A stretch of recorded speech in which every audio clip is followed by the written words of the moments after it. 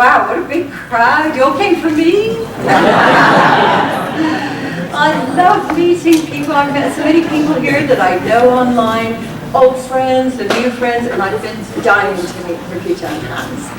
So last night, when I was here, I met this ordinary woman, and she's got five kids, just like me.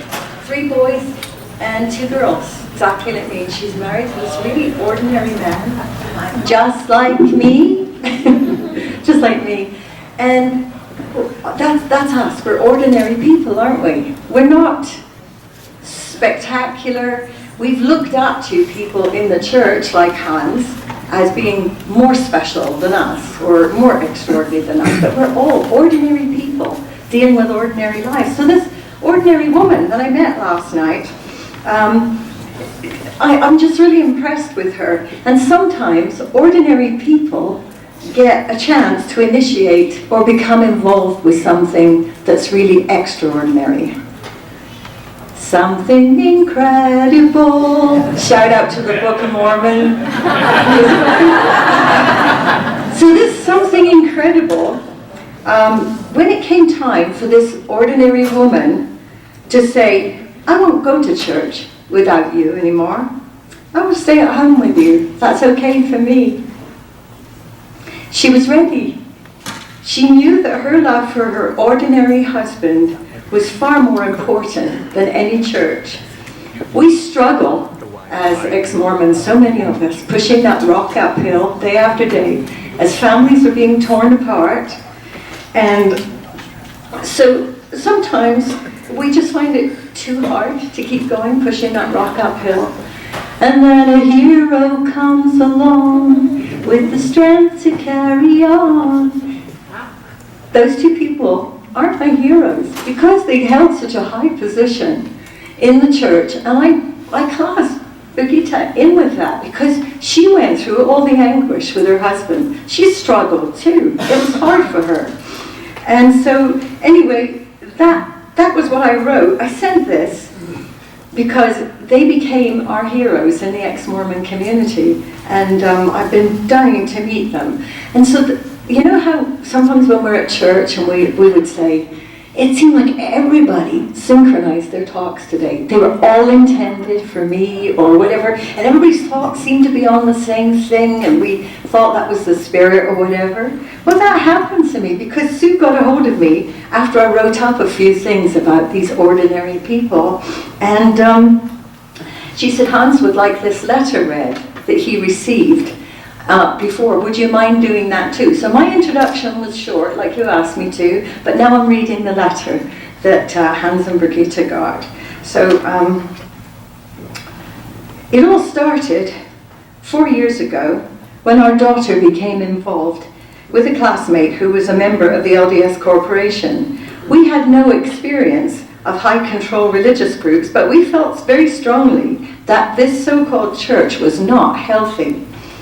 Even though this was back in 2011, a quick search on the internet gave us very clear indications that LDS was based on fraudulent grounds and that the members were subject to mind control. This was also confirmed by academics and cult experts. However, all attempts to confront our daughter with facts and data were fruitless since she had been told we were anti-Mormons presenting anti-Mormon propaganda, and which could be harmful to her, and that she must be very special. You've all heard this before. Satan must be working really hard on you to stop you being baptized. We're sure that you can understand the terrible pain of losing a child to this cult. LDS separates families in the cruelest way possible. I think we all agree with them on that one too. We know that you sacrifice a lot. Oh, wait, just one moment. I skipped down on the page, I'm sorry. However, we never gave up the fight for our daughter, and now against all odds, she has left the church and her husband. She's divorced, and they have their daughter back in their lives now. And we know that you sacrifice a lot by putting LDS in the spotlight, Hans, they're saying. But again, thank you from the bottom of our hearts for your commitments to publish, post, and disclose information in various ways to make the public aware. This means everything and so much more than you can understand.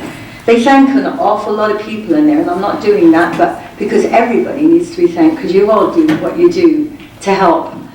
So I think thanks go out to everybody for doing that. And then they say, with love from the persons, an ordinary Swedish family. I thought that was really interesting that they brought up this ordinary family after that was the approach I'd taken. They were all ordinary people, and we can do some extraordinary things. So Hans and Birgitta, am I saying it right? Birgitta? Yes. Birgitta. Hans and Birgitta are our heroes, and we've seen them online. We've loved your photographs. We've loved your posts and all those things, and now we have you in person. So, my brothers and sisters in the Exmormon community, I introduce to you Birgitta Mattson with her lovely long flowing blonde hair that all we Exmormon women love. And Hans Mattson, her ordinary husband who's doing an extraordinary thing, our own European silver fox. We love her.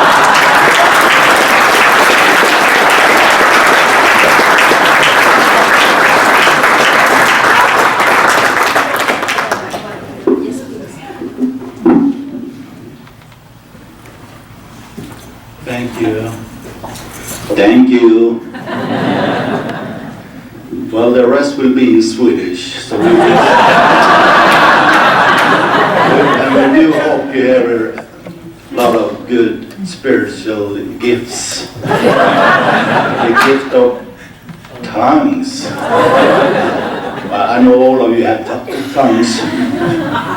But we like to start with saying that we have a Swedish group of Mormon stories, and there is about 220 there, and everyone there have at least 5 to 6 other ones who look over their shoulders and read it. So. And they were so anxious that we should say thank you to you all, because 200 is not that much, but together with all of you and the rest of the post-Mormons, and there's a lot of different names on you, but they'd like to thank you and hope that you will take that as a good way to feel that you are very important even in the old Viking country of Sweden. So.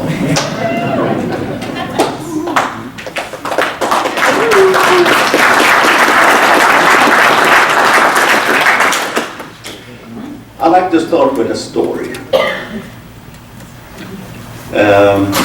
If you remember this, know this story, so you can still feel that this is new for you. This is a man having some problem with his car, and he wouldn't start. And he put up the hood. Hood is where the motor is inside. And he didn't make it really, so he cries for his wife, honey, and the wife comes out to the general conference. No, sorry. So the wife comes out and asks, yes, honey, what can I do? Just put yourself in the front of the car, and when I said you can turn the keys, then we can see if we can get the engine working. And sure, I'll be right there, you know. And she goes in, open the door, comes with this, the wheel is there, and for some reason she is bigger than the wheel, so she come against the horn, and it says, bah! And the man under the hood raises his head, oh! And he screams to his wife, how can you be so stupid, dumb, and still so beautiful?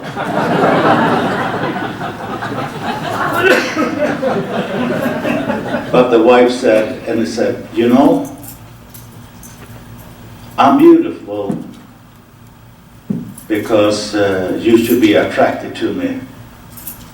But you know, I'm dumb.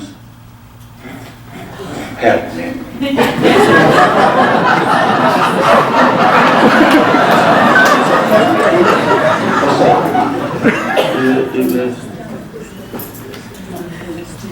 Ja, vad svarar hon då?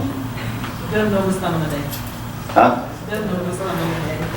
Samtidigt, vad ger det? I'm so dumb so I can't be in love with you, I guess.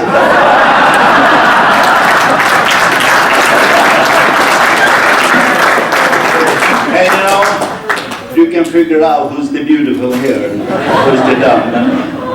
We ordinary people. We are born and raised in Sweden.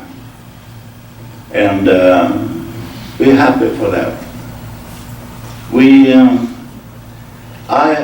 I will tell my little short story first, and then Birgitta will tell her first story. I grew up in a family, and I'm the third generation in the church. In the early 1900, I think it was 1910 or something, my grandfather joined the church. And this is a fantastic story. And because it is so fantastic the whole life, we are decided to write a book about it. From 70 to 65. I was 70, but now I'm 65 years of age. And to give you a little short introduction to that book, that we hope will be ready next year. And one good friend of mine, Christina Hanke Henderson, is a ghostwriter, so you can't see her. And I would like to ask my good friend, spiritual brother in arms like this, I mean, come up and read that introduction, because I can do it. I just started to cry. Come on.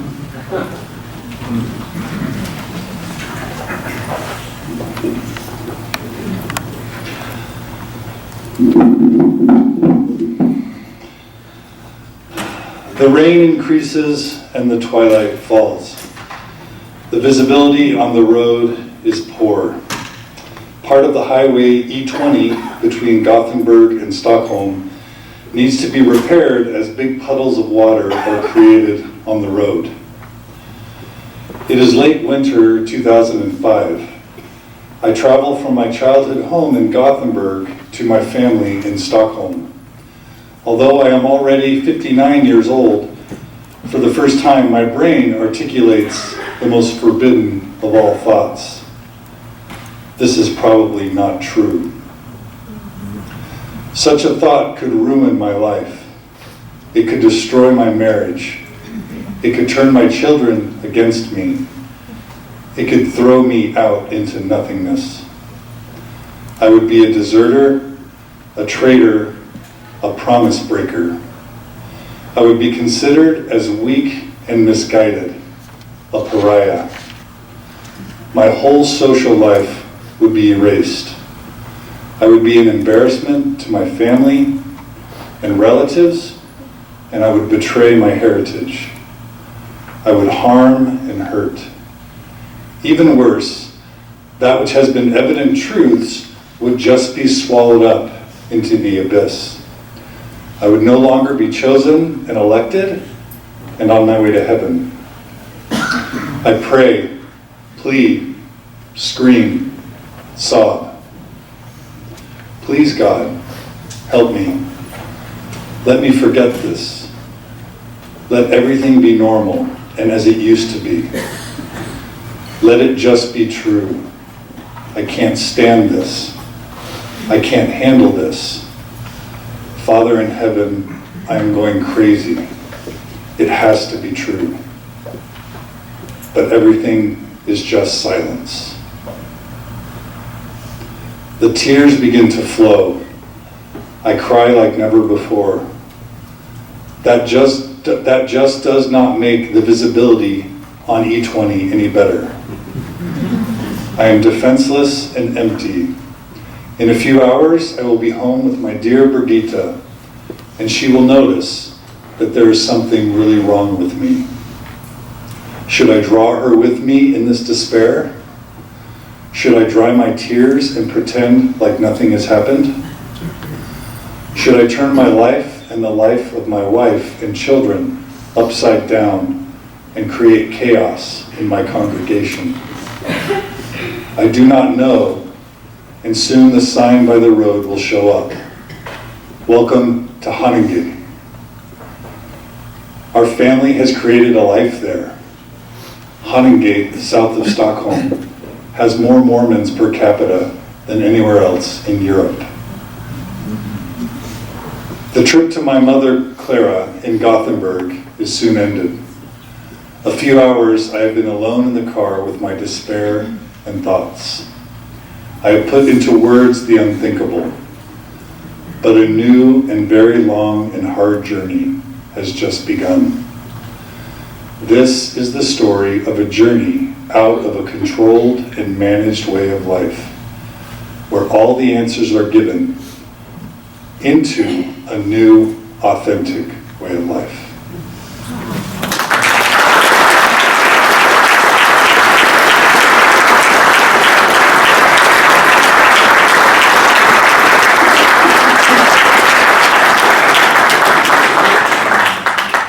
Well, I guess that will set the mood and interest what happened and why it happened.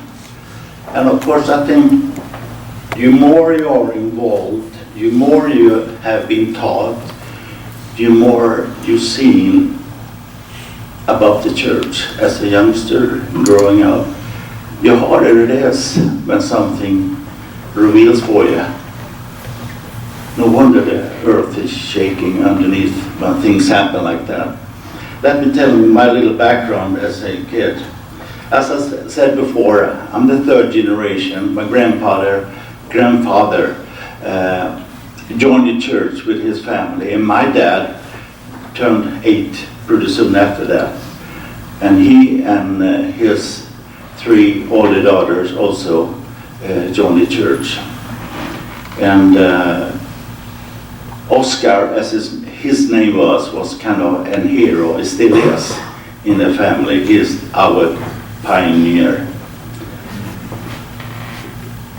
I like to give a story that you can see that I really was sincere about the church. It was not just a youth activity or a playground for children or just only friends. I'll give you a story. When I turned 11, we lived in a place with flats, you say in English, and I guess you're American, apartment. And there was a lot of kids there. This is about 1960, 61. And one of the neighbors had a boat, not the big ship, but he had a boat and he was the captain of the boat. And every Sunday he took people, about 20, 30 people out, far out in the coast to the island. As we lived in Gothenburg, it's in the west coast, so we love the sea and be out there. And now my friend, who's not a member, and he talked to me and said, you know, this guy with the boat, you know, he wants us to go with him on Sunday, and he promised we can be captains and steer the boat. I think joystick, no, but it was a rat. A wheel, sorry. Rat was Swedish. So I really, wow, I think I like to do that. So I went up to my dad and I said, Dad, you know, this Sunday I think I will be out, not in the church, but I will go out with a boat and to the island, far out in the sea. And maybe we shall fish and have sunshine and everything. And I said, Hans, let's go into the little room. See, we have 2 rooms. We have the big room and the little room. The big room was when we have people visit us, and the little room, that's where we 4 boys slept. And my father and mother slept in the kitchen. They had a special drawer there.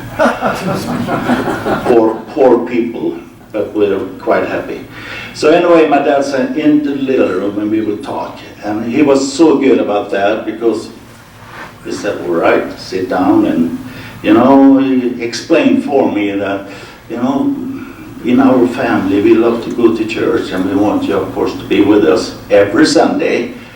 And he told the important why, but very friendly. But then he always liked to say like this, Hans, it's up to you. You have the right to choose if you like to go or not. And I said, I don't want to go. And I felt so rebellious, I nearly thought, why can I see some dark clouds coming down here? But he said, I will drive you down there before we go to the priesthood meeting. So he did. And sitting in that boat with my friend, my conscience just turned weird. I had such a guilt, I remember Joseph said, the devil, he is on the water and things, and I really felt hard and unease, and I thought, I don't like to see him, can it just be dark? And I felt so bad, so I nearly was sick. And we went out to the island. Nothing happened really, but I was worried all the time. I feel so bad. Sabbath breaker, Hans Mattson, what do you do here, And I said, I'm just trying to have some fun.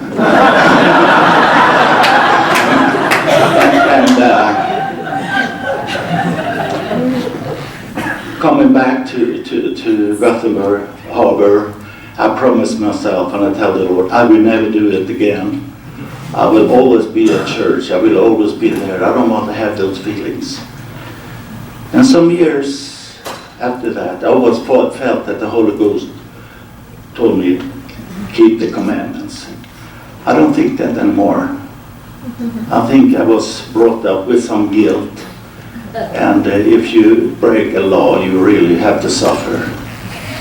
And if you keep the law, you don't have to suffer, because then you call it as a trial. Thank you. You will always have a blessing, even sometimes the Lord will have a trial on you.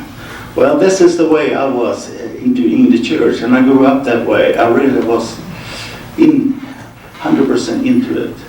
My personality is that I was taught to always ask questions. You're not supposed to say to someone, you had a wooden head. I don't know if that's a saying in Sweden, if you're dumb. But you can ask him why he has a hat on when the wicker picker is out. Vad heter det du? Woody woodpecker is out. So you can ask the question, why do you have a hat when the woody woodpecker is out? And I hope he will understand. So you're always allowed to ask questions. And we also taught and trained in Sweden that we should always ask questions. We should never take anything for granted.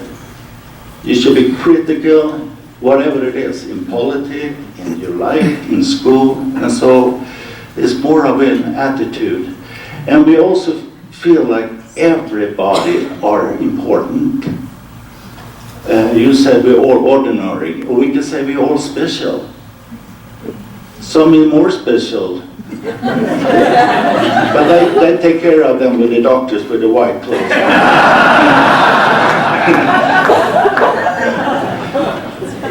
Well, I tell you one story from my school. I went in there, I think it was a 4th class, it would be about 9 years, and the teacher up there, asking me like, Hans, would you like to help me to pick up a map of Sweden? It's down the corridor, turn left, and there's a room, and you can pick it up and come back. And I said, no, I don't want to do that. He says, you're not supposed to say things like that. You're supposed to say, yes, I will do it. But teacher teacher, listen, you asked me if I like to do it, and I don't want to do it. And we had a big discussion, about that. I think 60% of the pupils supported me, 40 for the teacher. Just to give you a little thing, I'm not afraid to ask, I think they take it, when they say something, I think they mean it. I translated the Book of Mormon and have a finger over the golden place. I thought they meant that, so I believe that.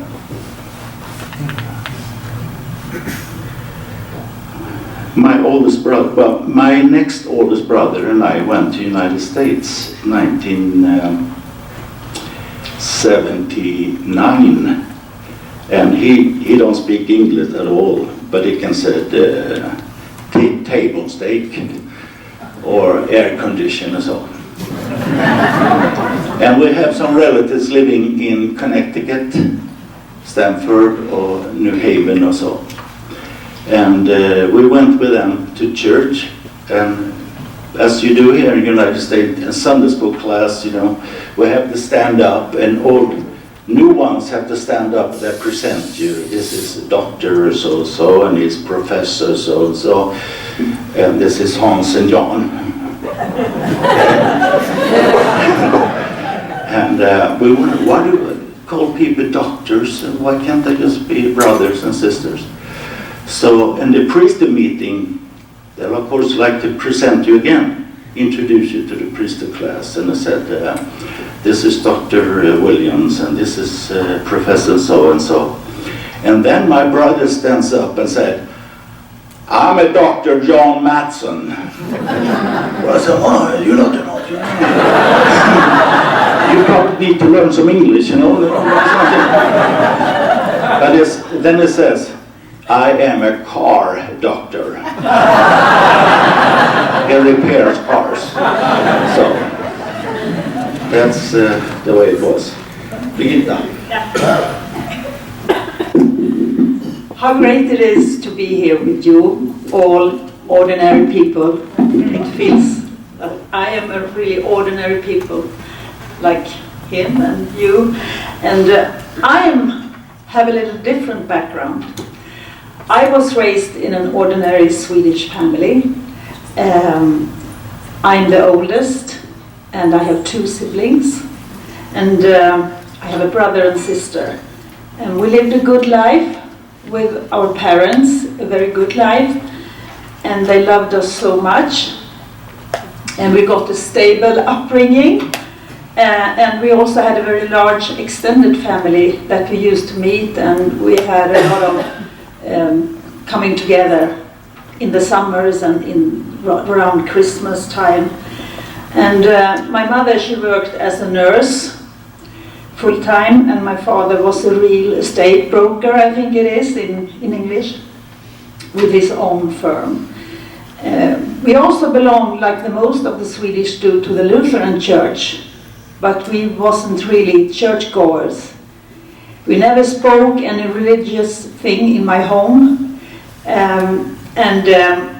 we never visited church except when it was funerals or christenings or marriage.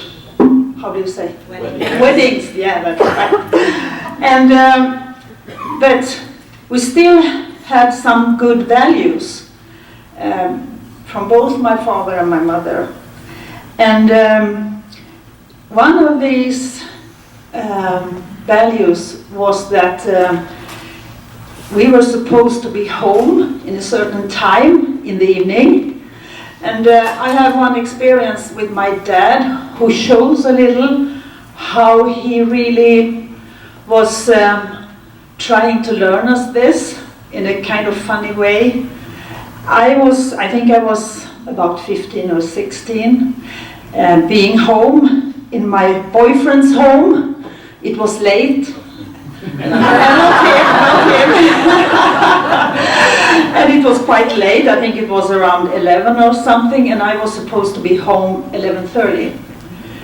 And the clock just went through 11:30, and suddenly we hear this, I don't know if you hear this, but this knock on the window, and a voice that says, we can hear him, "Birgitta, I know you're in there. Now you have to come out." And I guess you can guess how the boyfriend reacted. "Why is your dad? Hurry, hurry, get out of here." And I think I never saw him again. So, Thank you. yeah. So really, they were really good parents. So I really love them and the values they give me. And also I never felt the guilt put on me or my brother or sister, never. So that we really have a different view of things, and the guilt feeling, I don't have them at all.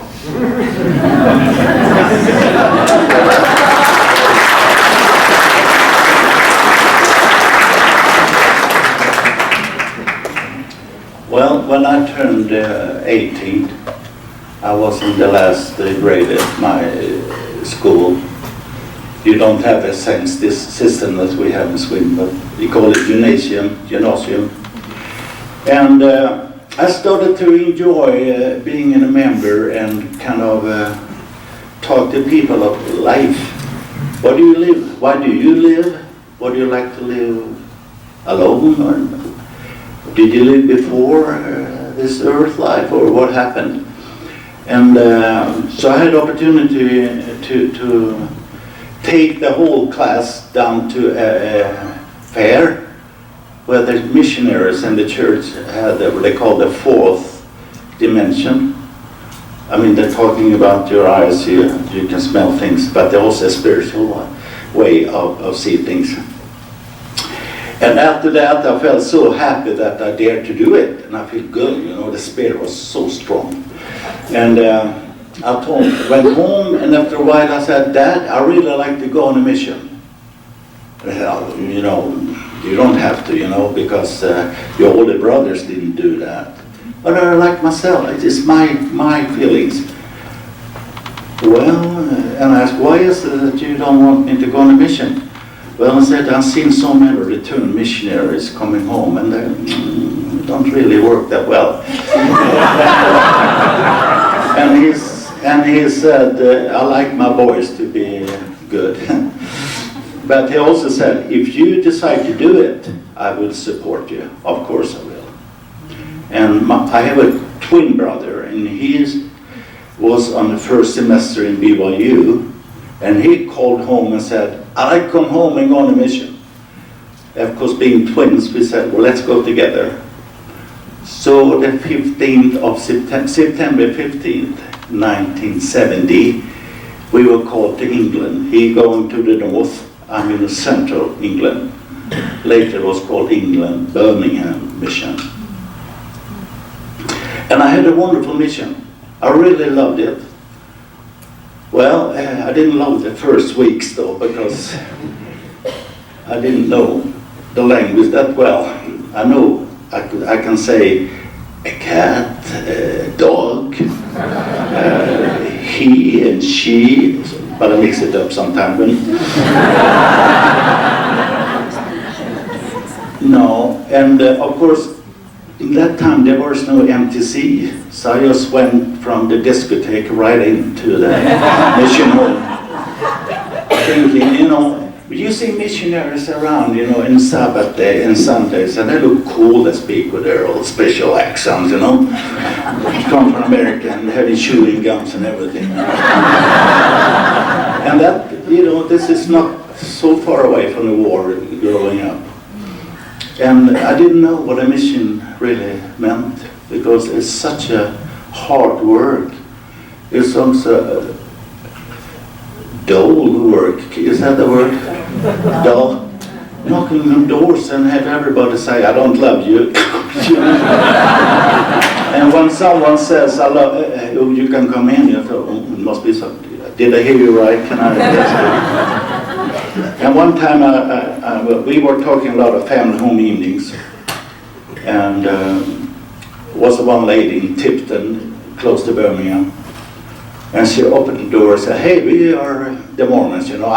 I'm made in Sweden, he's made in the United States, you know. And we like to talk about families." And she says, "Well, I have a really successful family." And I thought, wow, I like that. So I said, "Oh, we love sex stories." And then I understand I pronounced it wrong. She said, "I love success stories." And now didn't work like that. So we didn't come in there.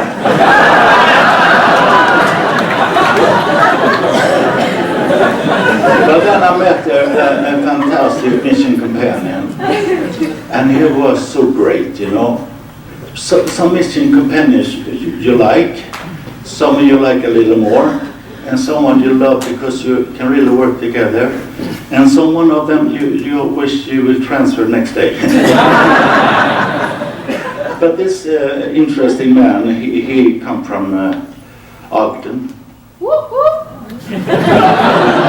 And he didn't speak Swedish, but I did. But I learned some English. Can I ask you, Ben, to stand up? There he is.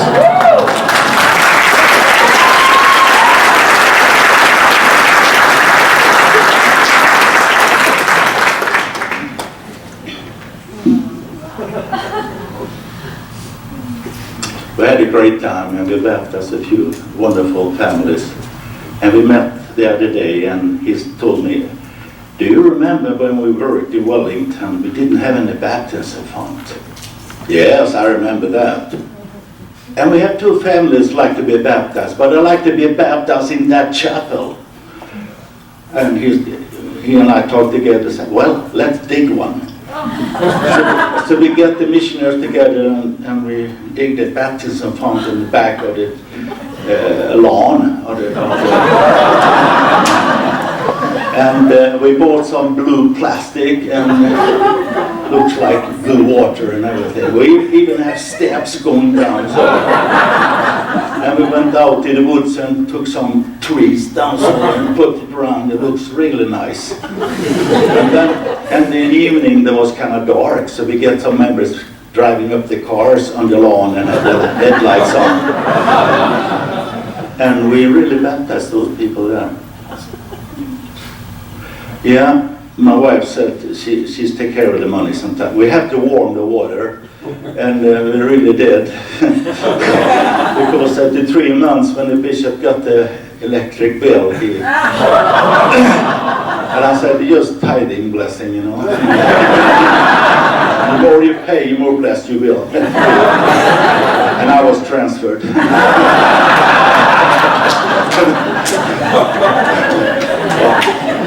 Things like that happened. It was really great mission. We used the baptism font in some chapels also.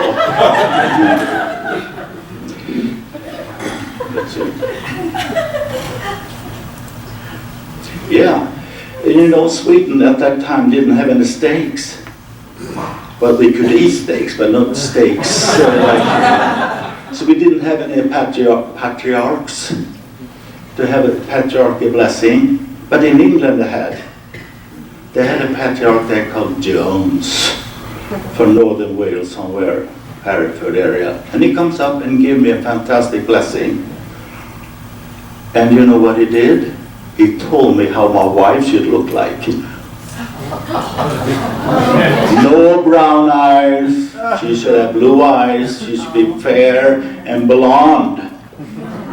So I have to say goodbye to at least 5 of my old daughters. So if you don't believe in patriarchal blessings, this is the proof.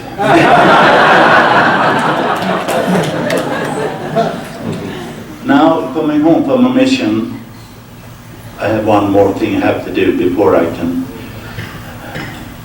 do my own thing. I have to do the military service. And you know, I have this eye is nice, but I can't use it. I see so badly. But I have a very good eye there. That's the reason why Birgitta stands on this side. So I was not elected to be a A1 soldier. I probably was Z. 5 or something. So I have to drive a car and lorry trucks and pick up food and give to the kitchen, and I sometimes drove the general when he should have parties. So. And then I think you will. Yeah, then you should tell them about your father giving you a... Yeah, thank you, Mother. Yeah. Before I went on, into my military service, my father always liked to give a blessing. So he put his hands on me and said, Hans, when you are in this military camp, you will find a person that you will baptize and bring into the church. And being a return missioner, I was, wow, who is it, you know? I went like a maniac, and everybody I saw, you know, I said, I will talk this Sunday in the church, can you go with me? What church are you talking about, you know? Doesn't, well, they didn't go. And going to bed at night, I have my sticks, I learned that in England. Reading Book of Mormon, so can you see? Reading. So I like it to my friends to see I'm reading the scriptures. I can be a good missionary. At least I want me. I like them to ask, "What are you reading?" And they would like to want to see. So, but there was no one there who was interested. Now it's your turn. I am 17 years old. And it's the month of October 1973, and I've been waiting for going to school in January, so I have a very temporary job in this military service kitchen, and you know, to work in a kitchen like that with thousands, I think it was, young men. It was so fascinating and fun. I really loved that period. And no guilt.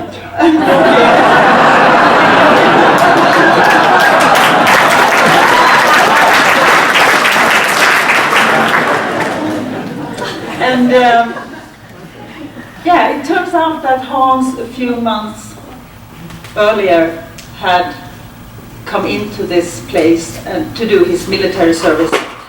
And one of these days I'm at a station where we do the dishes for very, very big things that you have to put the food in when you're out on the fields, and then they bring it home to us in the kitchen and we have to clean them. So I stood really with almost my whole body in my whole body in this big thing, and suddenly I heard a voice that said, "Hello, Birgitta. If I had time, I would like to help you, but sorry, I don't have any time to help you. I need to go." And I just looked up like this, and I saw a very little sight of him, and I said, "Okay, yeah." And I didn't pay any attention really to him then. But a couple of days later, I was out in the area where they served food, and there he was early in the morning, and he asked me, I met him, and he asked me if he could have 2 teaspoons. And he really looked so charming with his blue eyes, like glittering at me, and I really felt, wow, what a guy. And I almost immediately fell in love with him. And he got these teaspoons from me, and I asked him, what are you going to do with them? I'm hungry. And he said, I locked my car keys in my car, and I need to get into the car, and that was an old car, and he could open the windows with these teaspoons. So that was the first time we spoke to each other. And then we really tried to speak every time we had the opportunity to see each other. And I kind of looked like you are sitting here. I always looked out for him. And I think, and also, he asked me out for a date. And I said, oh, that would be fun, but you know, I have a boyfriend, so I don't think he would like that. And do you know what he said? That's okay. I also have a girlfriend. Wow. He must be pretty interested in me, I thought, and so was I in him. So the next time, I think he was happy that I didn't say yes, really. But then it went, I think, a week or something, and then he came back and he said, you know, I would like to ask you out again, and now we can bring some other guys who works here with their girlfriends, so we are a couple of guys going out together. And then I said yes. So I did, and we had a really funny evening. We went out dancing, and at this time I was smoking, and I was drinking coffee. And as you can understand, he was quite disturbed when he saw me sitting and smoke and drinking coffee. Now he's been recently home from a mission, and there he falls in love with a girl that is drinking coffee. And when we are sitting there in this dancing place, I said to him, oh, your eyes is turning red. How come? Oh, I think it's because of all the smoke. And I said to him, well, I can quit. And from that day I didn't smoke. I put down the smoking. I wasn't a heavy smoker, but still I smoked. And I stopped that. And I need to see where I'm. Maybe you can fill in. That was really tough, you know, to come home from a mission, being teaching the word of wisdom, teaching the temple, and take your wife to the temple and for eternity, and then have him eyes on a girl sitting smoking. Yeah. And you know, not the same picture really, you know. So I asked for a vision. Can I have a vision, you know, in the front of them? So I could see her in white clothing and everything. So I thought, all right, you'll probably make it. And also, one of the first times he went home with me, we kind of we lived in an apartment, and it was kind of late in the evening, and we stood outside the door and talked. And my dad, he came and opened the door, and he said, oh, hello, who are you? And he introduced himself, and he said, why are you standing out here? Come in, come in. And he really liked Hans from the first time he saw him. And they become very good friends. And also one of the first nights before he went home, he said like to me, you know, before I go to sleep every night, I used to have a prayer. Can we have a prayer together? And then he knelt down immediately and just sat there, quiet. And I looked at him, wow, what are you doing? And he said, you can pray. And I said, I don't know how to pray. And he said, I can teach you. Tonight I will do it, and the next night you will do it. And I think I did it, didn't I? Second night. Second night. And I thought that was kind of fun. And also, we talk a lot about the gospel. I'm not religious, but I can feel the warmth from his soul, and he took me to church, and I met the members, and they were beautiful people, loving people, and I felt so that I was really embraced very well, and I liked it a lot. And then we talked about a lot of what I believed in, and he asked me, do you believe in God? And I said, I don't know, and I didn't. Maybe I believe in Jesus, I said, but I really don't know. And then he told me a lot of Book of Mormon, and really he being a missionary recently, he gave me the missionary lessons.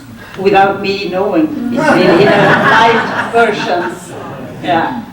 And then I had the Book of Mormon, and I read that, and I had the missionary discussions.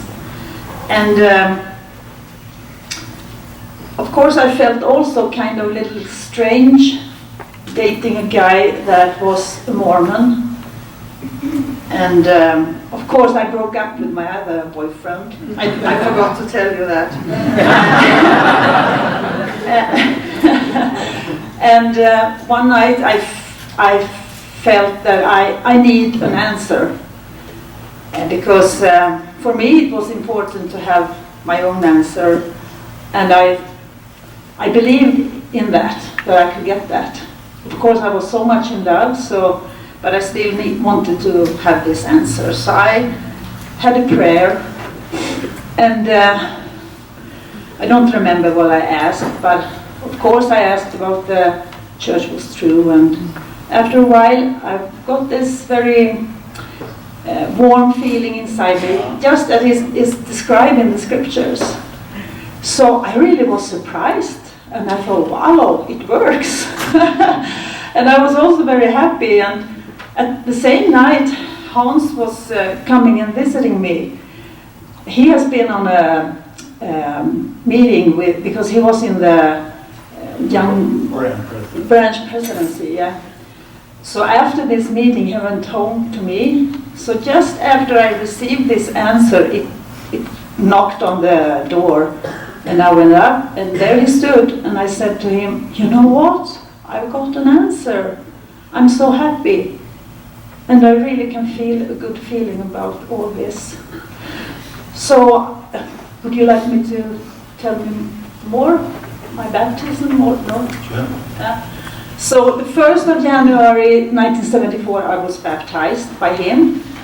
And, and also, we got engaged in June on my 18th birthday. And then we married the November 30, same year, and were sealed in the temple in Solikofen, Bern, in the 3rd of December. Yeah. Well, now you can see there is a background for us. There's a lot more, of course, but you can feel a feeling that we very sincere. I was so happy that Birgitta can have her own testimony, as we now, or we call it. And now I will take you to the temple. And what happened then is that I remember my first visit to the temple. And this was when the Mason people were around and taught how you could take your life away and so on. So I was, after my first temple visit, I was so scared, so worried. I couldn't sleep for 2 days, not even the nights. So it was, oh boy, it was so tough, you know, and I really had to focus on myself. Why can't I feel a good spirit, you know? Here's the house where the Lord should be and everything, weird clothing, white, and so I cannot talk and everything.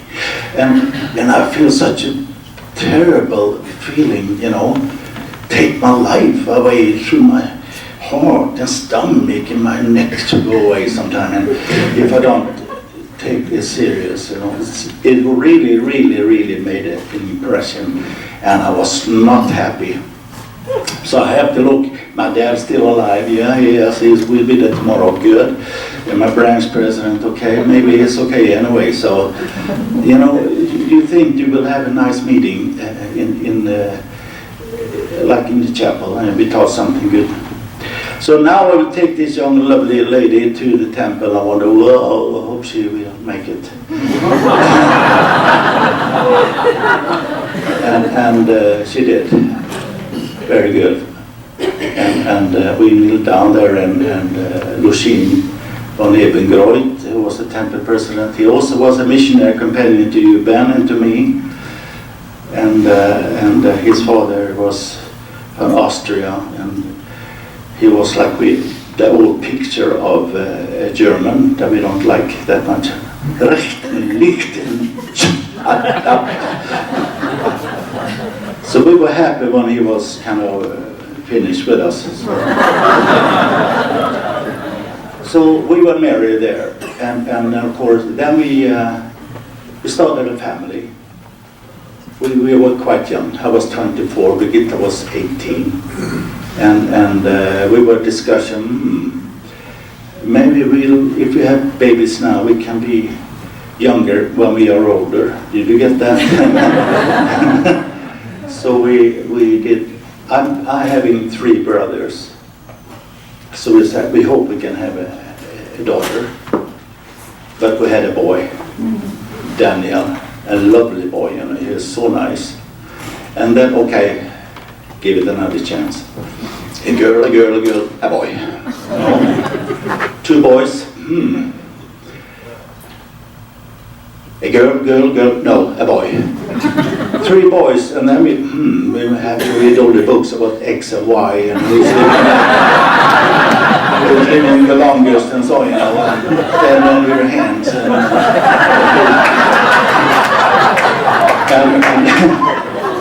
And you know, Birgitta was pregnant, we had a girl. Hannah, oh, was so lovely. And the boys looked at her and said, that's not a boy, right? So we have to explain the difference between boy and girl. So, and I thought, well, she can be alone, can she? So we had another girl. So we now have 5. Anna Clara, the last one. Such a lovely little girl.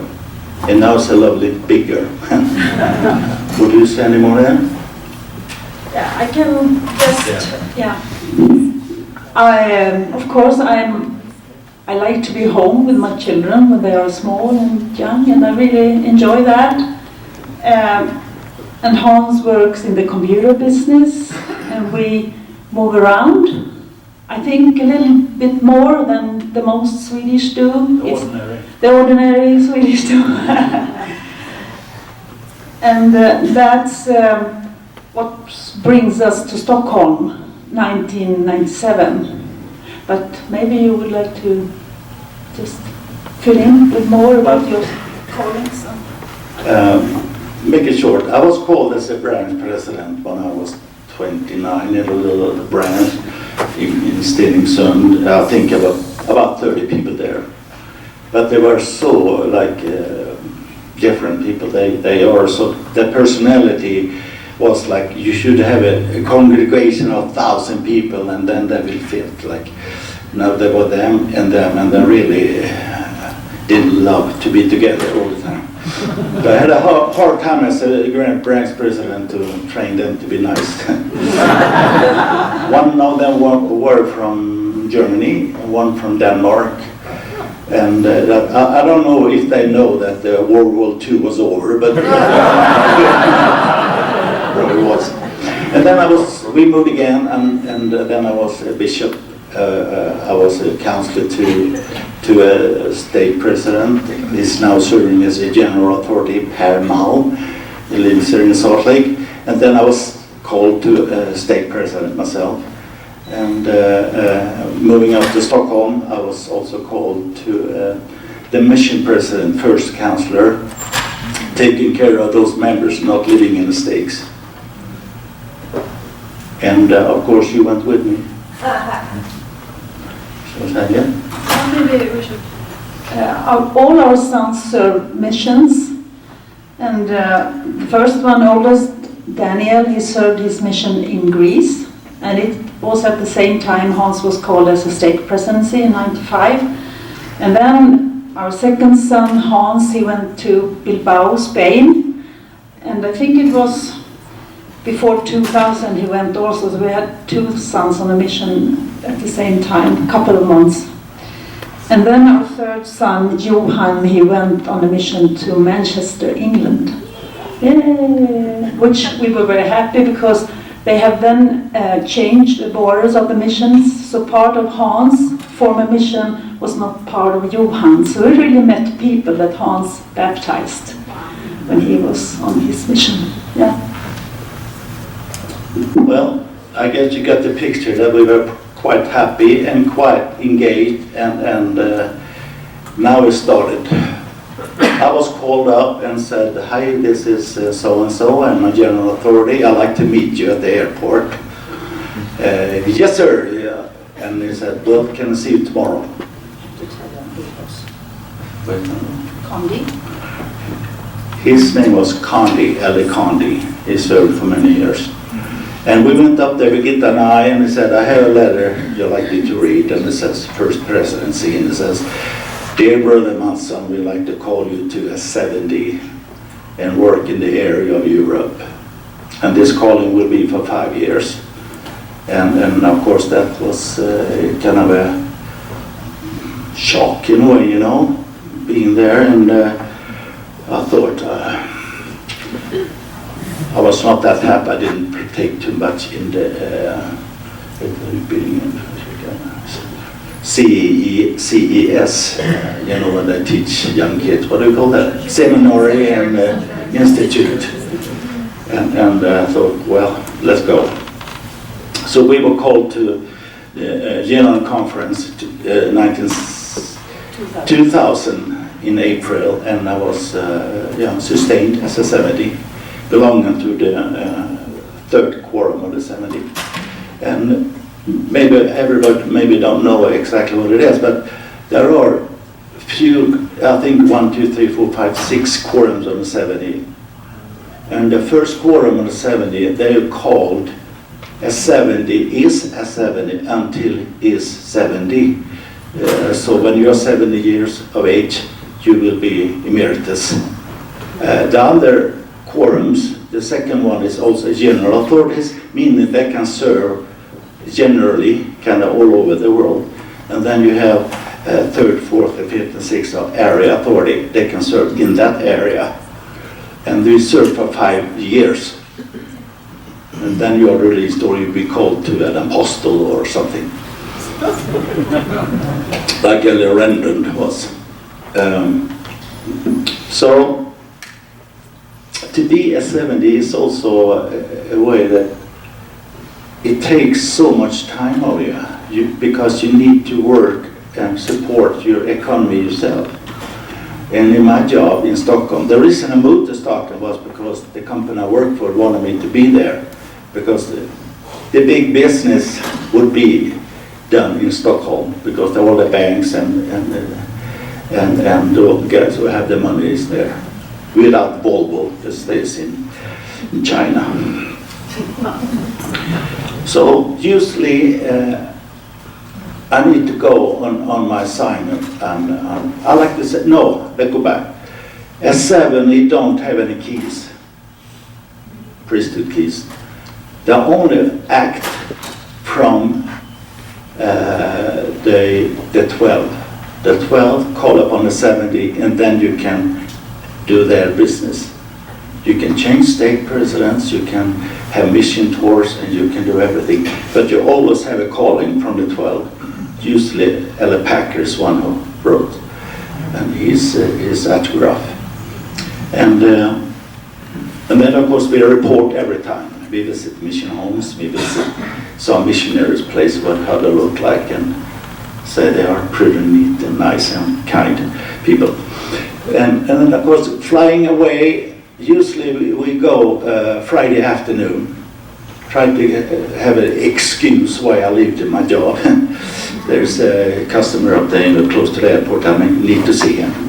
And I went on the airport, fly away, and Europe is a lot of countries, and there's also kind of the church is really established, like the Nordic countries, Germany, Austria, and so on. But they also have the new country, like Czech Republic, Slovenia, Albania. They are so different, people don't know anything about the rules, how to lead and what to do.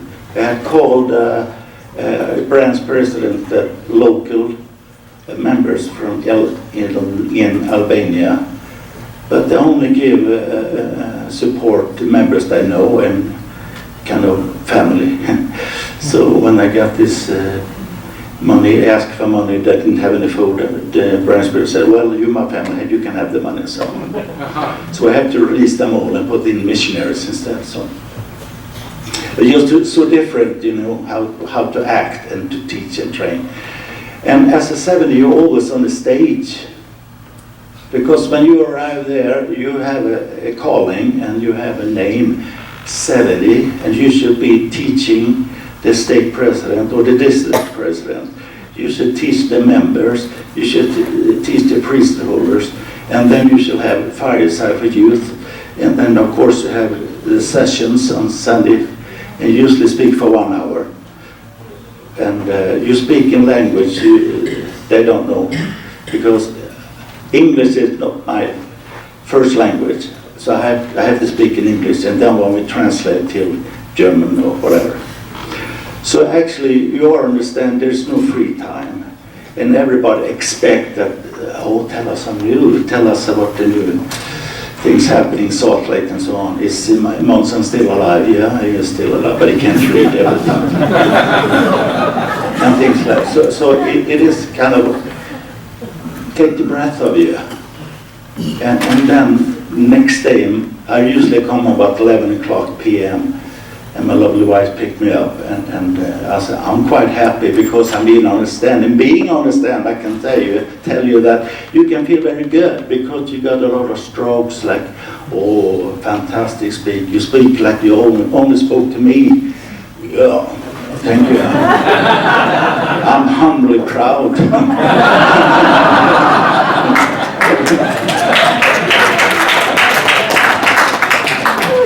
So of course you feel like, but the sad thing is that at Monday at 7 o'clock I have to be with my job again, and I can see all the pile I should have done during the weekend is still there. So you put a lot of pressure, and then you think, well, Lord will help me, you know, but He didn't in that way because there was still the same amount of job. It's like, you know. And I usually told the general authorities, guys, you are so lucky because tomorrow you have a preparation day. You can wash, you can do the laundry, you can be happy, go out in the lawn, but I have to be in my job 7 o'clock or earlier in that morning. So I like to say it's a tough job. And when you should go on a mission tour, it's for a whole week. So we have 5 weeks for holiday, and they usually need them for doing mission tours and other things. So that it means that the family quite happy. No, not happy, because we can't go on holiday that much. Now, we train as 70s once a year, every spring. The general authority trains twice a year. And what happened is that the first presidency trains, the 12 train us, and then the 70 presidents trains us in the Cub church office building. They have a huge area where you can sit like this or even bigger. And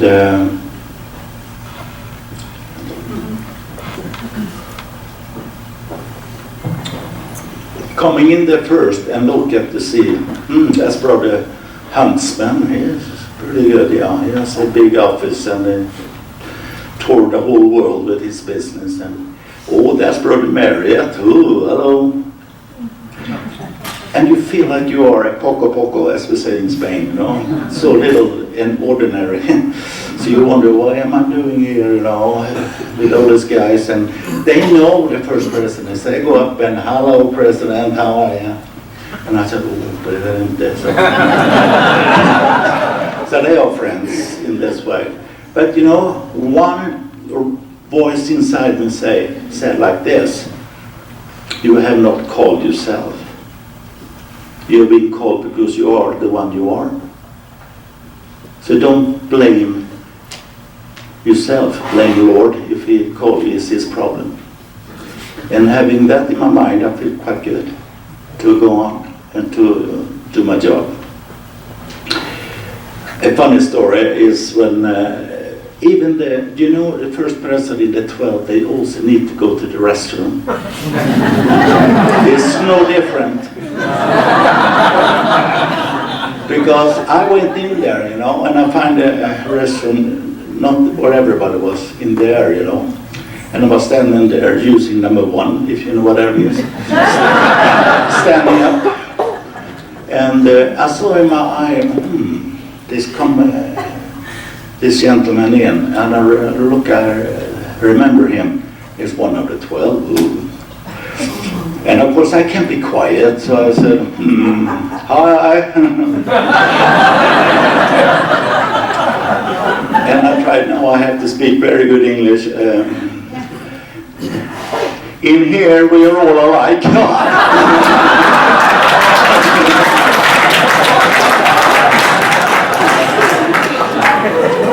And he looked at me and he said, yeah.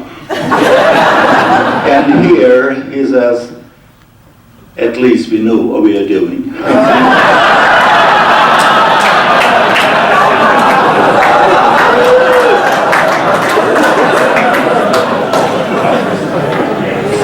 So they are ordinary people sometimes also. Anyway, how come I'm leaving the church though?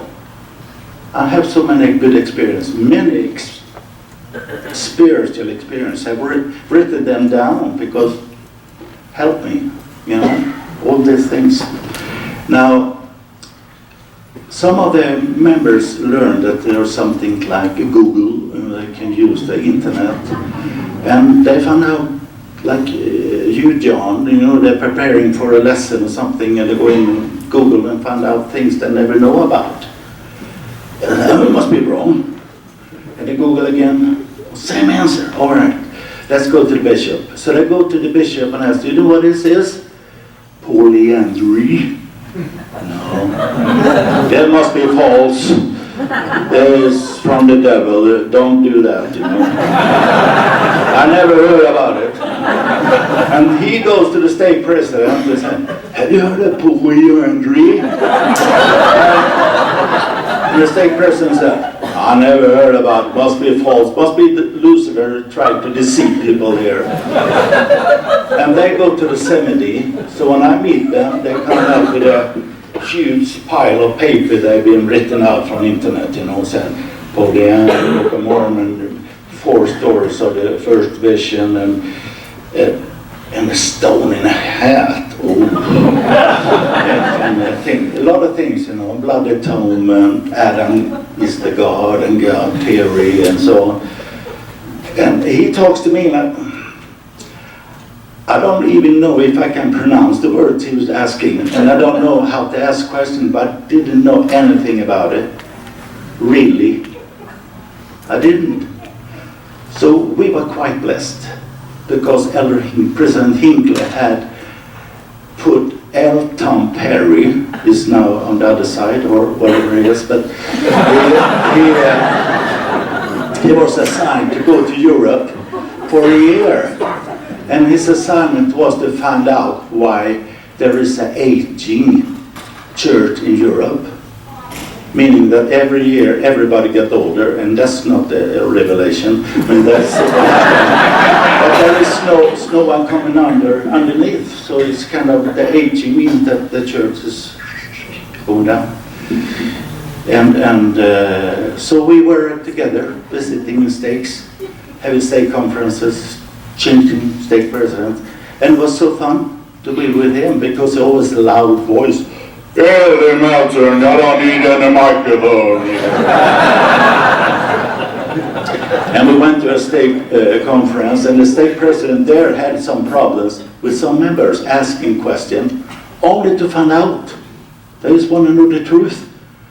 So I said, oh, great, bring it with you. I come with Tom Perry, he knows everything.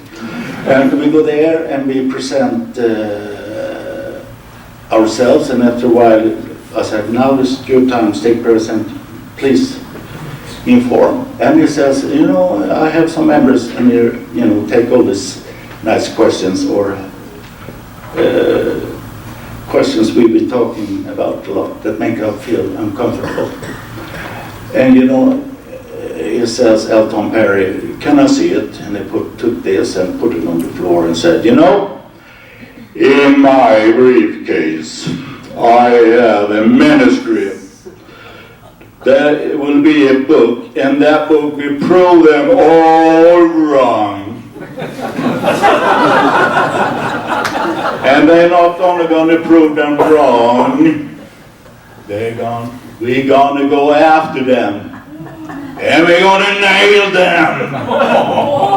And you know, I thought, wow, I think that's pretty good. I don't know what nail them means, but I think it must be nice.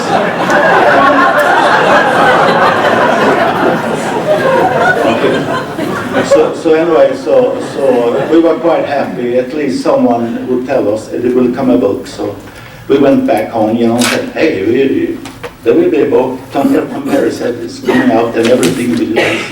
You don't need to Google anymore because it's right. And 6 weeks goes, you know, and the stake president asked me, have you heard anything more about the books? You know?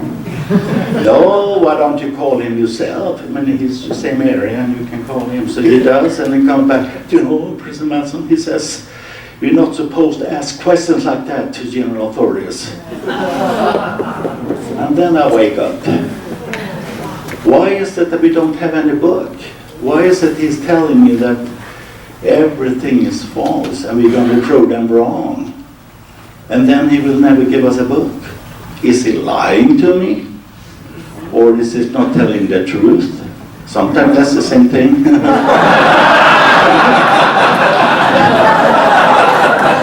But then I decided that I have to find out myself. So of course, a little scared, looking at the internet, Google ups, Mormonism and so on, praying more than ever that I will not be in the hands of Satan because the world belongs to him. And I won't step out there. I've been in the water once, you know.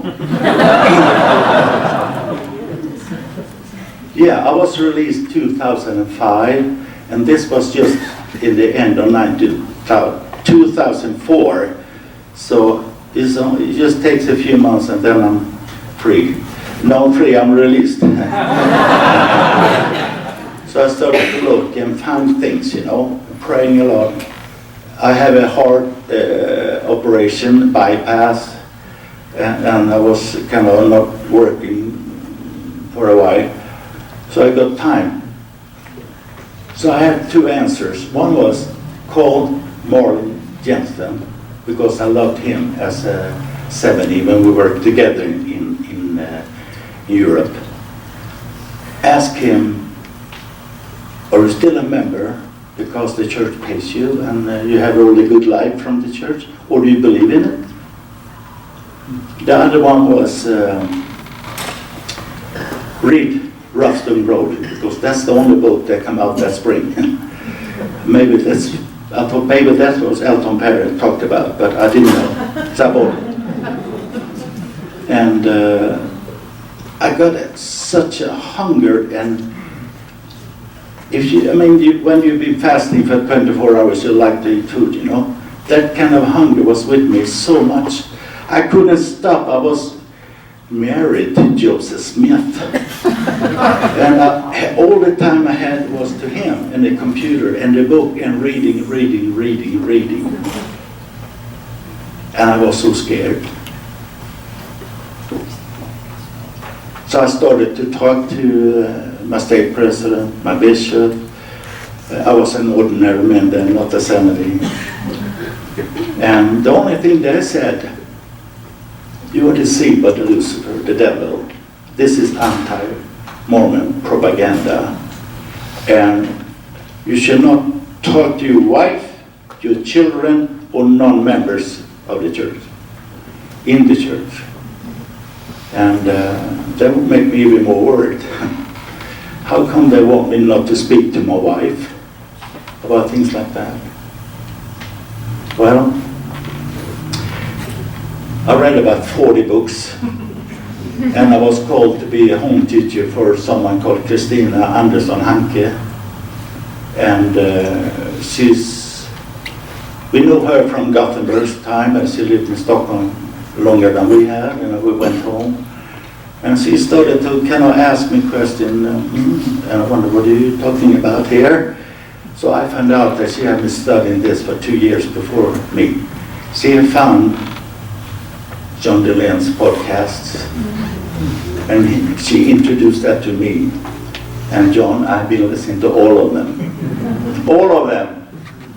And then I found John Larson, because I typed in wrong name. John and Mormon, Mormon expression. So I listened to all of his.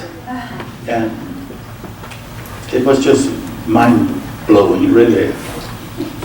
And of course, making a long story short, John read what happened there, sitting in the car from my mother's, who was sick, going back to Stockholm, and just maybe this is not true. And the whole earth cracked around underneath me. It was an earthquake. It was so terrible, you can't, you can imagine it, because some of you, and maybe all of you, have felt it. Being in that bubble, it is such a terrible feeling. The only thing you can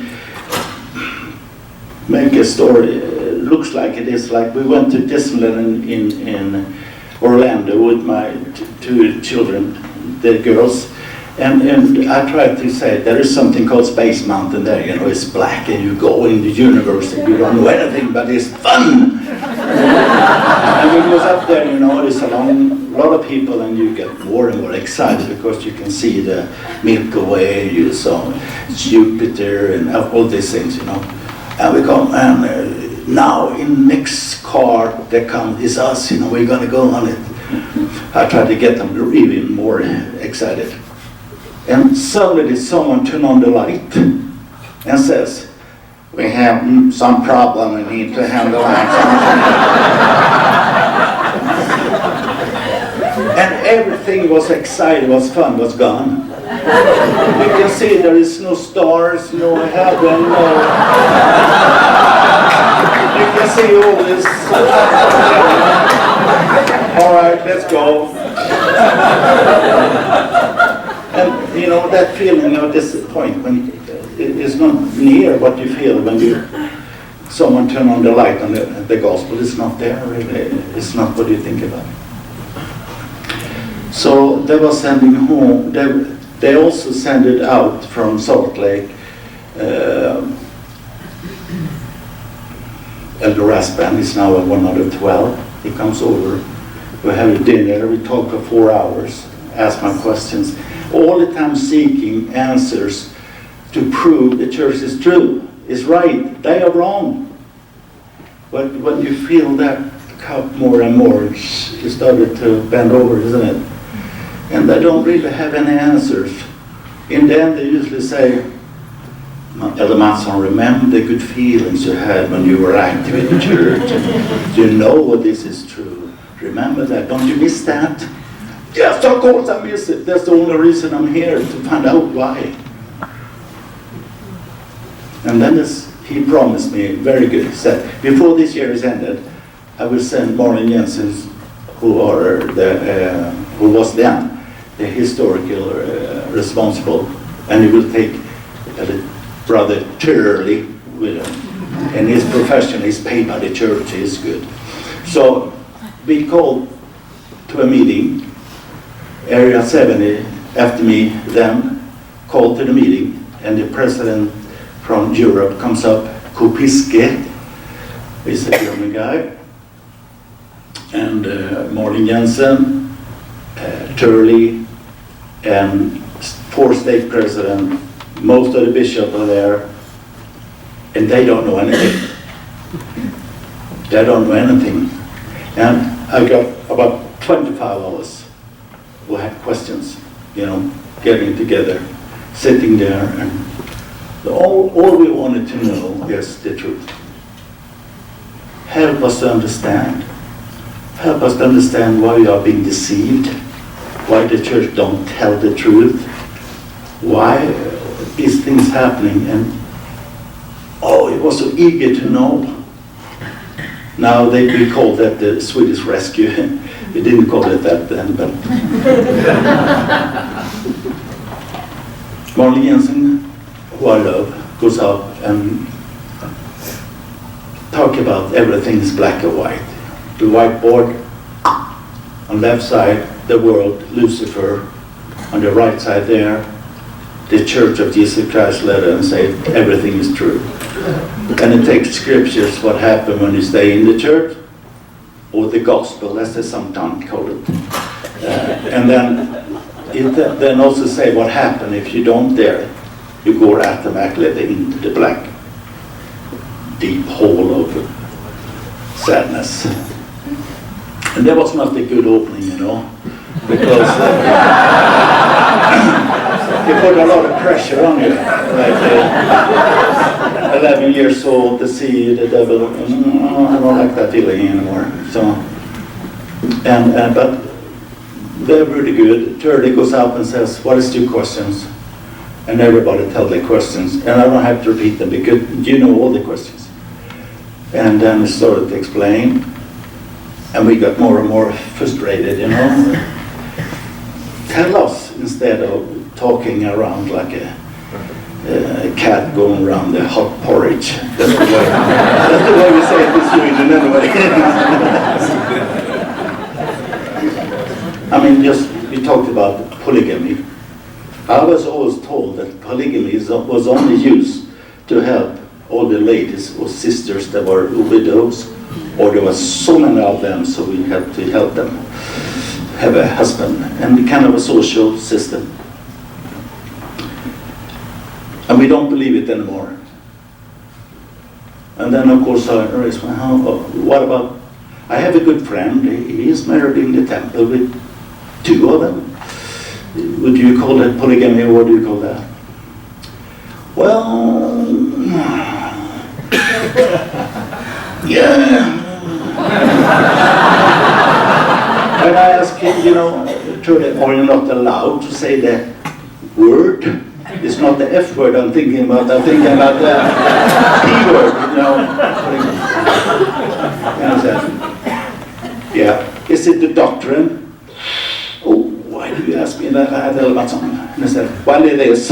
But the church don't want you to know that we don't support it. But we're still using it. Yes, okay. So, you know, that kind of question is hard to understand, isn't it? We don't believe in it, but we do it.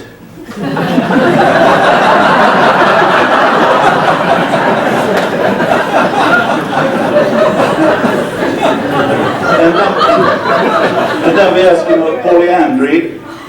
Did Joseph really send or some hide to Israel and, you know, made a special prayer for the gospel to be spread over that country? And then he goes home to his wife and says, oh, you're alone, can I get married to you?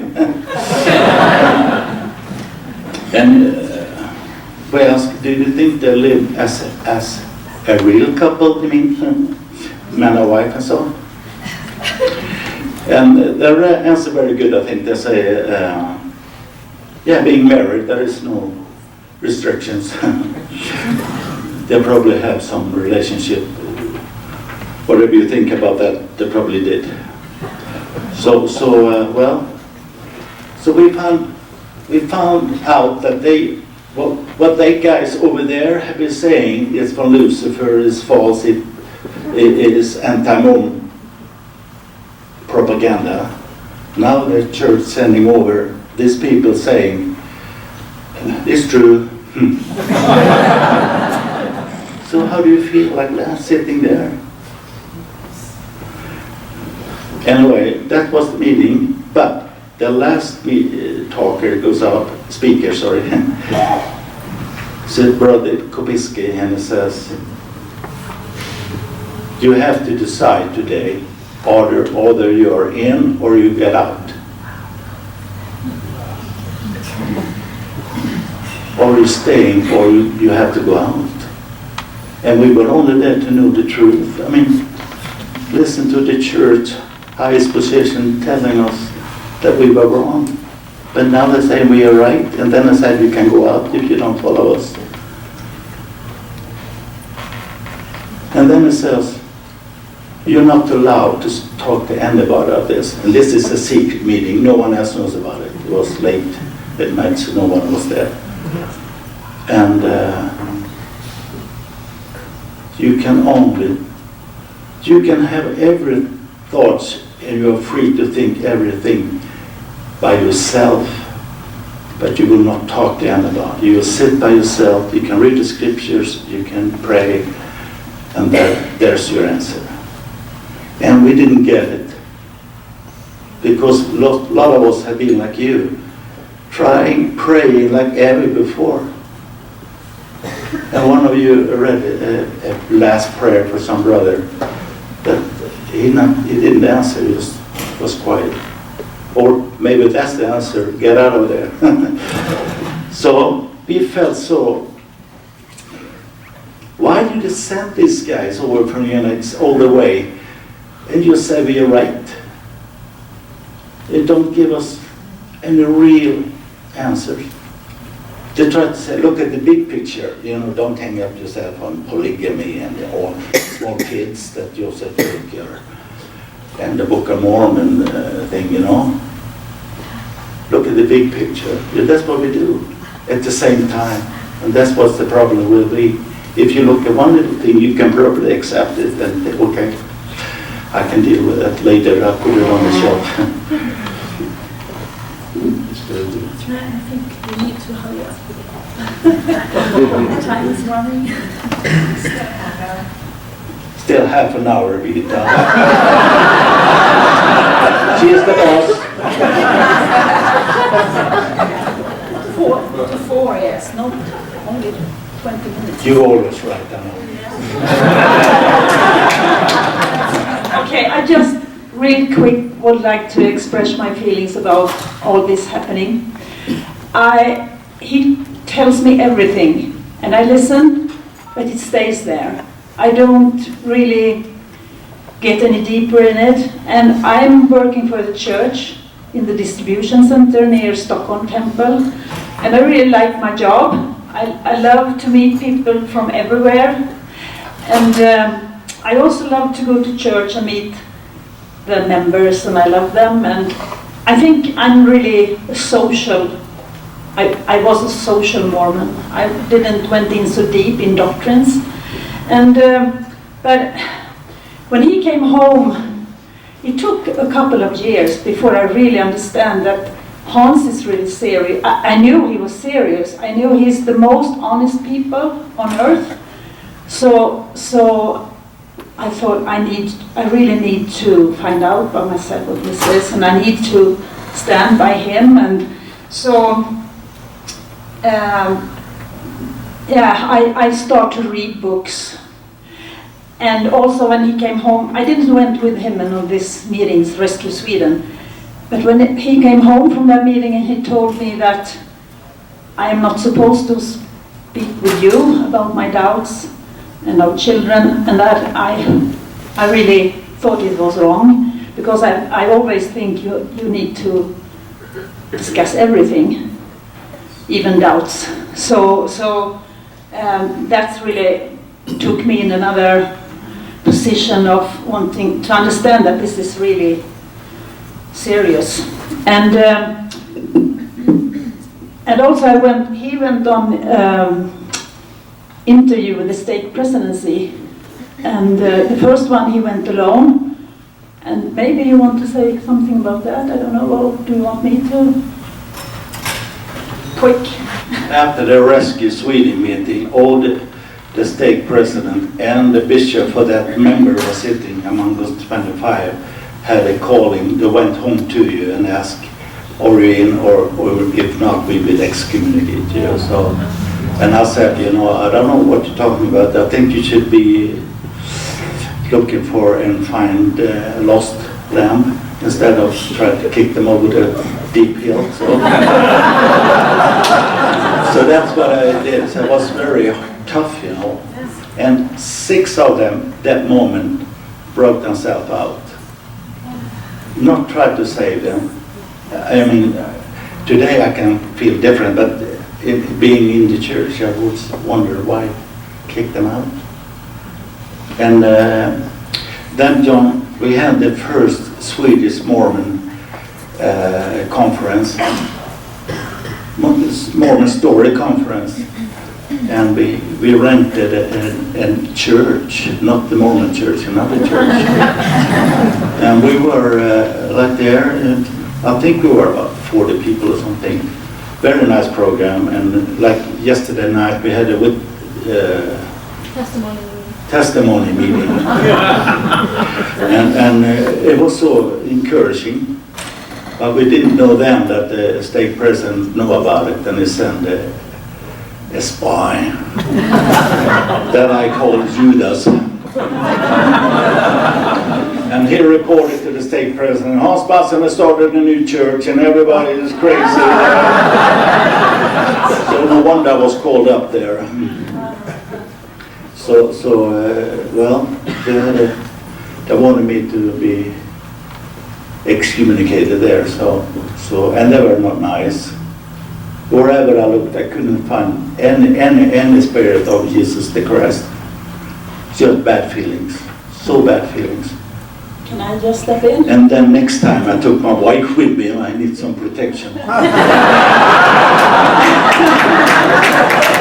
He came home and he was so sad and so mad, and he told me about this meeting and I went crazy. And I said, next time I go with you and I will defend you and I will stand by your side. So I did.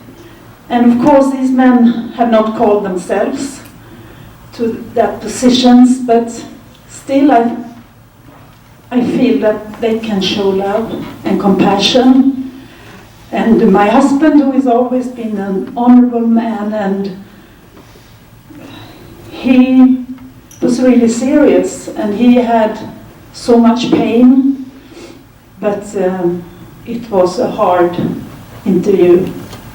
And I really asked some questions, and they couldn't answer it, and that kind of really took me in another position that I felt that, oh, this is not true, and everything went on real quick.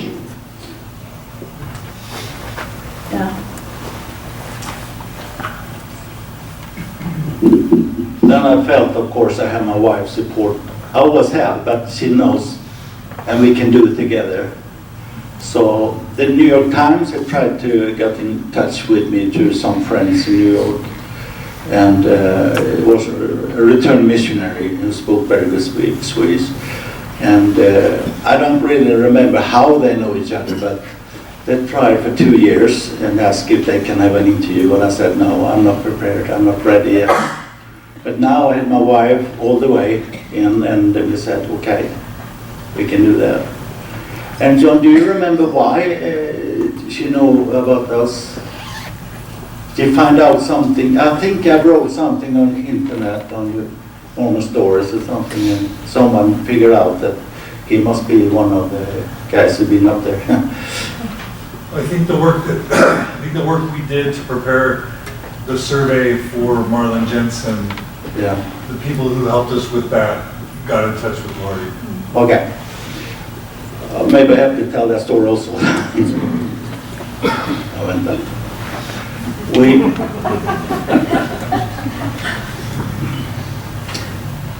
You know, you feel so many people having pain, and you feel that the church is causing it. So kind of, how can we help? And John DeLynn tried that many times, and we still do. And so I have in contact with a high position in the church. We called on a secret meeting, because these people are general authority, very scared. No, they're worried. They don't like to. They like to have a revelation from above, not from us.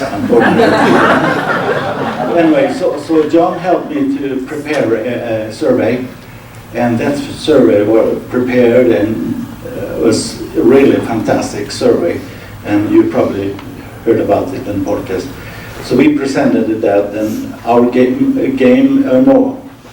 aim was to present it for the first presidency, and make them aware something has happened. It's not good. People are getting divorced and everything. We like to have them, like Birgitta would say, stay with your husband. And anyway, in there, Laurie Goldstein from the New York Times get hold of me. So we went over to New York, and that time we paid for ourselves also. And we had a long interview for 2 days, really. And one of them come up though in the paper form, and then they had a video, so you can look at us. And we felt kind of. And then after that, we had John. No, before that, and in the same time, John Delaney and I met for the first time, and with the wives, and he interviewed us also for a long time. There's some wonderful thing, but it's good though to practice, to say what you've done. And so we know that we will be public after New York Times coming out, but we didn't know that we should be on the first page.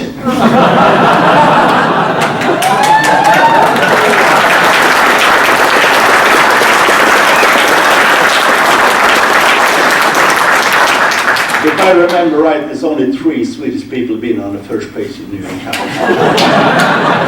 An old boxer called Ingo Johansson, or big Floyd Pedersen, a long time ago, and Hammarskjöld, who used to be the UN president.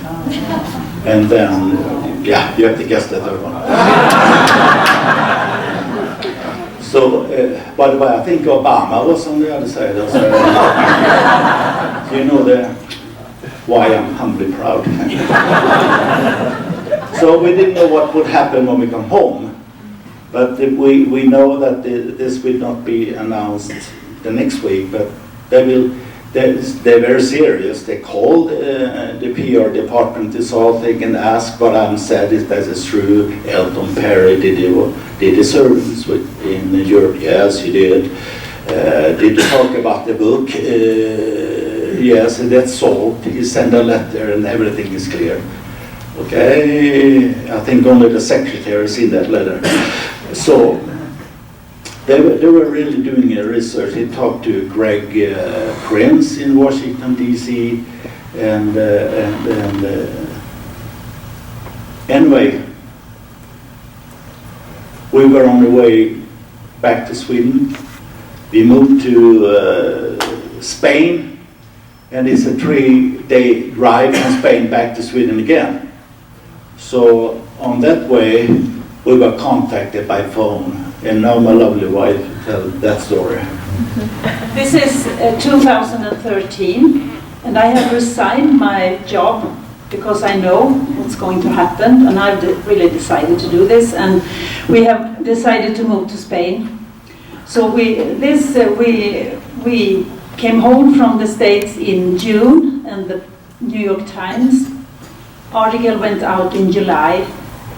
And I was supposed to come home and work for 3 more weeks. I have promised my boss that I should come back. I didn't tell her about that I was going to be interviewed by New York Times or John Delaney. I didn't say anything about that to her.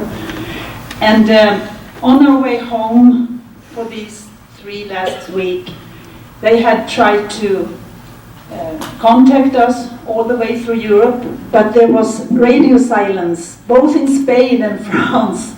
So when we finally got to Germany, the phone rang, and it was my boss. And she said, "What have you done, Birgitta?" And she was kind of laughing. Everything has gone crazy here. And, the human resource in Germany really wants to speak to you. And can you please give them a phone call? And she said, whatever they offer you, please feel free to choose by yourself. You don't need to think of me. So of course she knew what was coming, but she didn't tell me. So then I phoned the human resource department in Germany, and I said, "Hi, this is Birgitta Mattson, and I understand that you're trying to get hold of me." And he said, yeah, the temple recorder, he really would like to find out if you have a temple recommend. Yeah, and he is also 70, area 70. And I said, yes, I still have my temple recommend.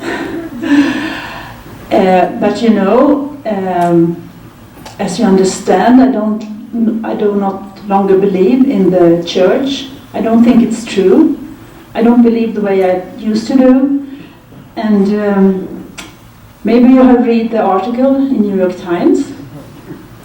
And I think he said, yes, I have. But I'm not sure. But I think he said yes, and he didn't make any thing out of that. And then he said, you know, they don't really want you to come and work at the distribution center because they think the ones who's coming to the temple, they don't want them to meet you because maybe they ask questions and things like that. And then he said, I can offer you but of course you can stay for these 3 weeks and work because you have a temple recommend. and also he said, but there is another opportunity. I can give you garden leave. That means that I don't have to go there and work, but I still get my payment for these 3 weeks. And guess what I choose? Garden leave, of course. And we had 3 lovely weeks in Sweden. But and I phoned back to my boss and I said what I had chosen. She said, it's okay, I will solve the problems with this. And then we got back, and pretty soon we got a phone call from the state presidency, and they wanted to meet with us. Yeah. Well, they wanted to meet to us and ask us why we are members of the church. And we talked about that, and he also said that he don't want us to go to church anymore because people could talk to us. And when I looked at Birgitta, I said, well, I can see he's really frightening, isn't she? She didn't even fit into Halloween. So anyway, and then what do you think people would talk to us? And he said, you know, if they do and you answer, maybe they can be alcoholics and drug abusers. And I said, come again? And I really asked, did you hear what you said yourself? Yes, he did. And then I said, well, isn't that the interesting church you belong to? If you tell them the real history, they will be alcoholics and drug abusers.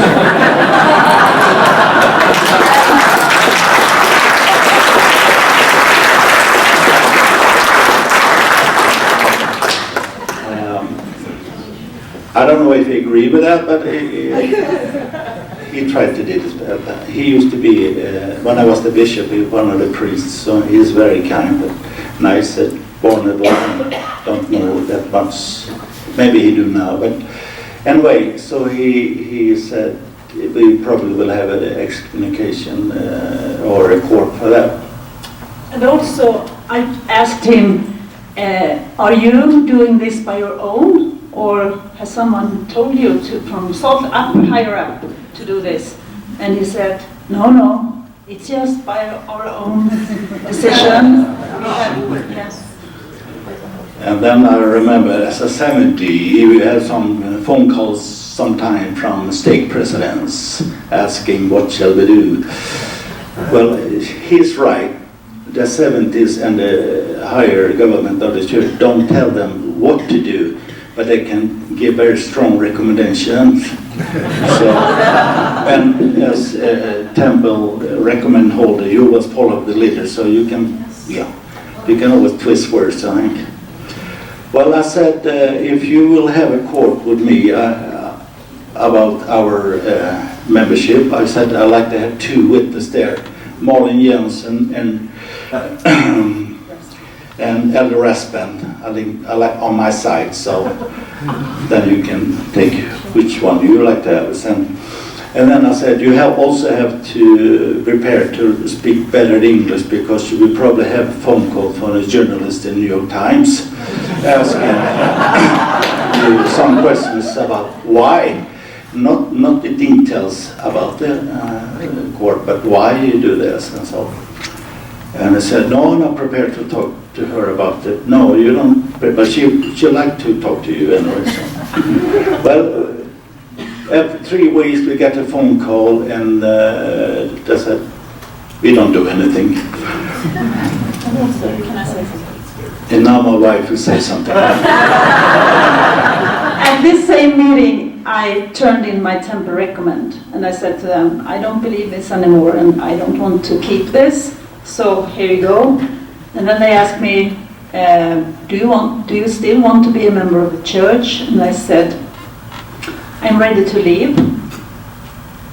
But we haven't resigned really yet. We haven't written our names out, but we have never been to church since then.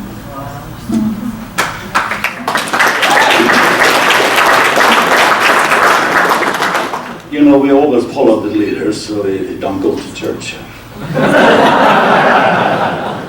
Well, the big question comes now, really. Where are you now? It's nice to know you've been to Salt Lake, and you've been to New York Times, and you've been in New York having meetings and so, but what about yourself? Where are you? Well, first of all, I felt like a very empty room in my soul. I was so trained that I go to church all the time, and to do things to prove that I am Christian, kind of. If I don't do it, I'm probably not that good person, and so on. So we tried a few things. We tried to Christina Hanke Andersen, she's Christian if you don't think about Mormonism, but Christian in that way. So she presented us very nice CDs and tried to explain things. And we felt okay, but was not ready really to jump right in there and say, wow, let's swim. But there was one thing that really touched me, and I have that in my mind and in my heart, and I'm working on it. And this, when Jesus walked on the water and the boat is really having problems, and the apostles there were worried, and he comes, and Peter leaves the boat of Zion and goes to Christ. And for me, it's been kind of a paradigm, like, leave the boat. Don't stay in the boat. Leave it and go to Christ. Whatever I think Christ will be or whatever. But that's something that really comes to me that we're both working on, that leave the boat. And that's a good step, I guess. And we tried also to visit some churches, but we haven't found what we're looking for in that way. And we don't really know, not yet, what we are looking for. We just feel like the more the time goes, the more at ease we are. We kind of, this Christina Hanke Andersen asked, what have been your relationship with Jesus the last month? As an active Mormon, I would say, well, I went to the temple, I did the home teachers, and I went to all the meetings every night, you know. But I said, no, I'm not talking about that. I thought, what is your relation? Have you had any relationship with Christ? And I don't know if I really understand the question. I mean, deep. I can understand what she's saying, but I don't want do I really have my own personal relationship to Christ? No, because the church always been away in front of me, like a hinder that I couldn't come into. I always had to go to the church, the first person, and say, a prophet, you can't go directly. What you can do if you do the right thing, but you should always be governed by the church. And when you find out the church is not a church, it's a corporation, and the church is really a trademark, you know, who shall you follow? So we've been struggling a little bit about that. And last time that question was asked, we said we feel like we're sitting in a waiting room. You go to the hospital and it's not your number yet, so you sit there and wait for the doctors to come. Well, I think we left the room now, haven't we? And we are now just lost.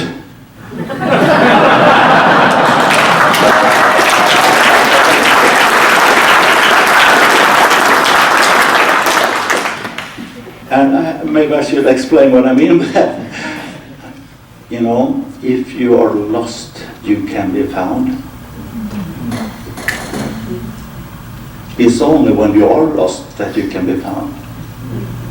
So I love to be lost because I like to be found. But a lot of people, a lot of things, new ideas, good things. So I really like to say that in a very positive way. I'm lost, but I know I can be found.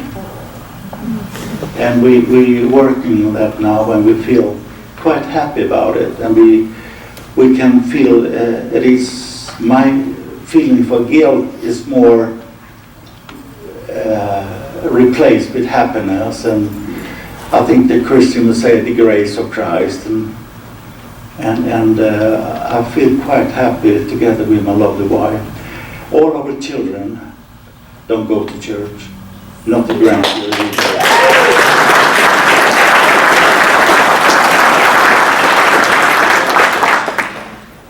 I mean, it's easier when you come that way. We always been very open, as Birgitta said. But we also said, if we don't tell them, they will find out anyway. And probably they like come to me and say, Dad, why didn't you tell me? You know about it, but you didn't say anything. I don't like that. I like to be honest. And we've been talking to each other. One of the girls have written herself out. And I guess maybe it's a time to be, I think there will be a time when we arrive there. Or maybe we will go John DeLing way, that someone else help us.